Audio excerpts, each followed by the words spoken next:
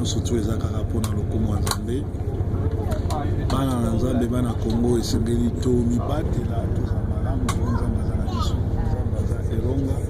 nzambe abatela esengeli nyonso na Congo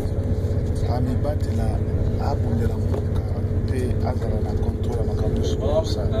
nzambe aza malamu nzambe aza na contrôle nzambe azwa lokumu mpo azali nzambe oyo abatelaka oyo atombolaka oyo anetolaka nzembo lokumu na se aza mobateli malamu aza mosuni na mokambo azali nzambe lekenge tokumisi ye toyende nzambe nzambe oyo abatelaka oyo atombolaka oyo anetolaka alors tozali na kati ya train esika tozokende termina mosala tozomona ndenge nini bato vraiment bazala biso nzambe malamu azwali nzambe kobatela message ezokwea lokola bien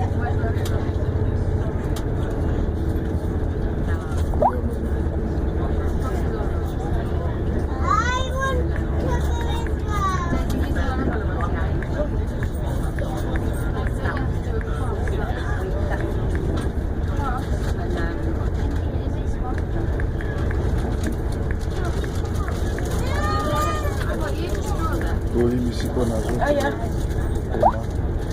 correspondance na bato alors basango ya Congo nde tobwaki basango na biso ezali ete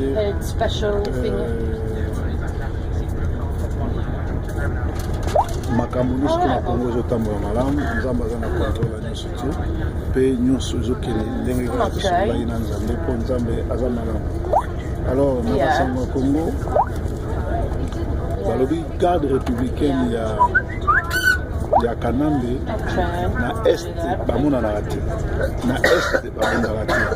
na este batikaka barwandais baugandais bakota baboma basala nyonso to bango na bino mais garde républicaine wana tokamwe bakei koencercle immeuble moko na Lubumbashi balobi immeuble wana mama sifa asombaki yango donc ezali mawa mingi et pourtant mokolo immeuble abi atekaki yango te ya mibale esengeli na biso tosolola na bandeko ya rassemblement balobi balingi babimisa peuple le 19 mpona bakende kosala kopesa Kabila carte jaune. En soi, l'idée n'est pas mauvaise, l'idée est bonne. Mais est-ce qu'il y a organisation et malam? Est-ce qu'elle va préparer le peuple? Parce que tout le monde est Congolais, tout le monde est père de la Congolais. Moi, je crois que il y a bandeko na biso ya rassemblement eloko bakoki kosala ezali kosorganize na kosala sit-in liboso ya palais du peuple ya 3 jours lokola mandat Kabila ezosila le 19 na minuit bango babimi le 19 le 20 le 21 libanda ti Kabila olo mais nyonso wana fo baorganize yango mpo ezala réussite totale eloko biso tokoki kosenga yango wana biso tokoki kosenga ke bango basorganize ya koluka koyeba banani oyo bakozala wana banani wana bazala wana contrôle ya ticket banani oyo bakozala wana lokola organisateur tout ekozala malamu ke bato mosusu bato mosusu bakosala komema mai komema biloko kolia kosoutenir bato bacroix rouge banani bakozala wana mpona kozwaka mbongo ezouta na poto soki tosali sitting ya 3 jours bandeko na ngana kosa bino te ekosimba mpe tokobengana kabila ya kokende mais soki kaka tozobimaka ya 2 minutes ya 3 minutes ekozala bien te puisque ezali kobebisa masolo nyonso nde tobeta tokomi deja na Birmingham komona Birmingham wana eza malamu totalaka Birmingham koti Birmingham oyo tokomi yango donc ezosala ke bandeko oyo bazali bongo na organisation nyonso esengeli na bango baorganize mpo population ebima libanda mpe population eya kobengana kabila soki osali sit-in ya 3 jours ezali organisation makasi oyo population ebima libanda koyemba kolela kobina mpe kosala banzembo na bango nde basalaka mpo kabila akende mais bien aimé toyebake bato bakufi ebele mpe toyeba kobatela baoyo tozala bango soki tozosala makambo toyeba kosala planning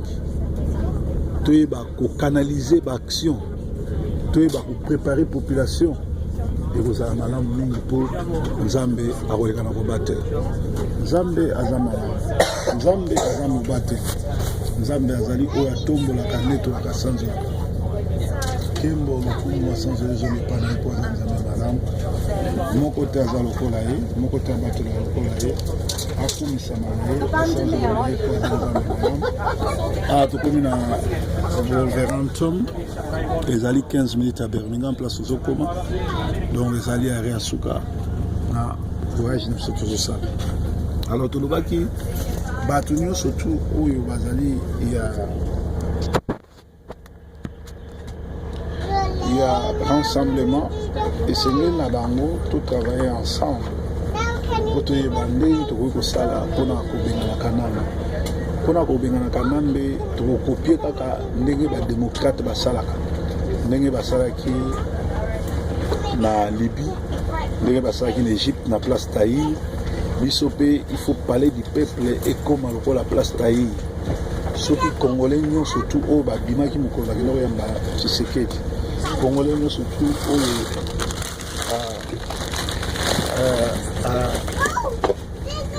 congolais nyonso tu oyo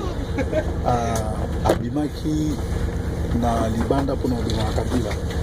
eke congolais nyonso tu abimi libanda mpona kobengana kabila ekozala réussite totale ekozala eloko moko kitoko ke kobimisa su bato le 19 mpona eloko moko ekoaboutir te to baboma su bacongolais to lela susu